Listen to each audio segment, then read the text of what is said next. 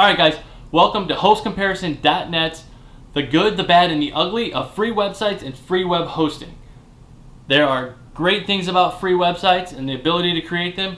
There are things that are not so good about them, and then there's a dirty, dark, ugly side that you really should know about. So we're going to get started and talk about the good. The first good thing about a free website is that it's free. It's hard to beat free, right? So, free website, here you go. Here's your voice to the world. Go. Awesome. Love the fact that we can do that for free on so many platforms like WordPress.com, Weebly.com, Wix.com, just to name a few. There are a bunch of them out there. But that Beat.com, there's another one for you. Second great thing about free websites is it allows you to test drive their platform.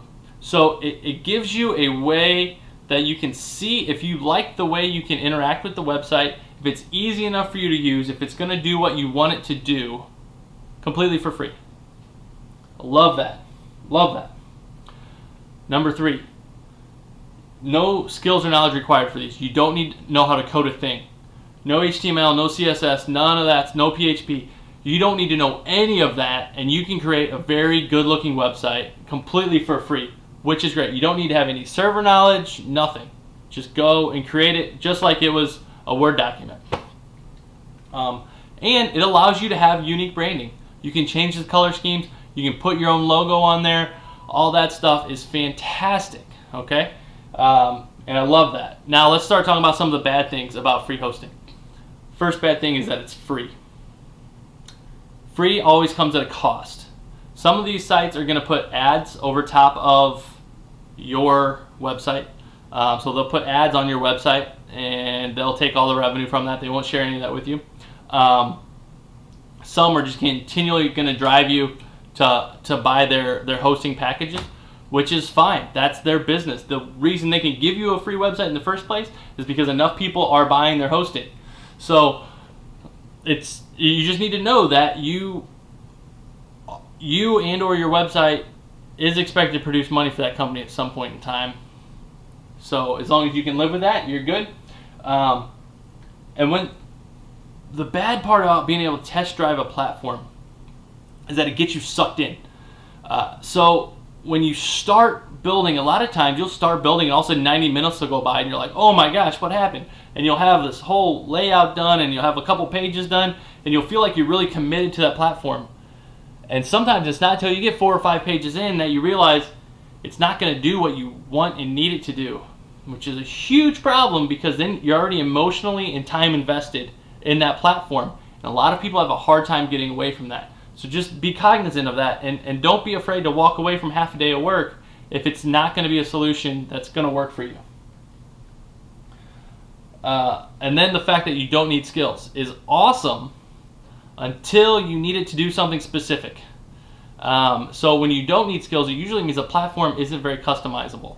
And when you can't customize it, that means if you run into a problem that you can't make happen, a lot of times you can't make it happen on that platform. So that you lose flexibility that way, that maybe you would only have to pay somebody a couple hours of work to fix on a different platform, but on this one it's just not going to work. And then the branding it's really untrusted for any business purposes. If if it's a personal blog, hey, it's fine. But to have yourbusiness.weebly.com is not trusted in today's world. You're not going to be viewed as a real business or a real business website with that type of domain. So you lose the branding of the domain and the ability to showcase your website offline, because you're not going to put yourbusiness.wordpress.com on a business card. You're not going to put it on a flyer. It's going to look ridiculous. People aren't going to know what's going on because most people don't know what a subdomain actually is anyways.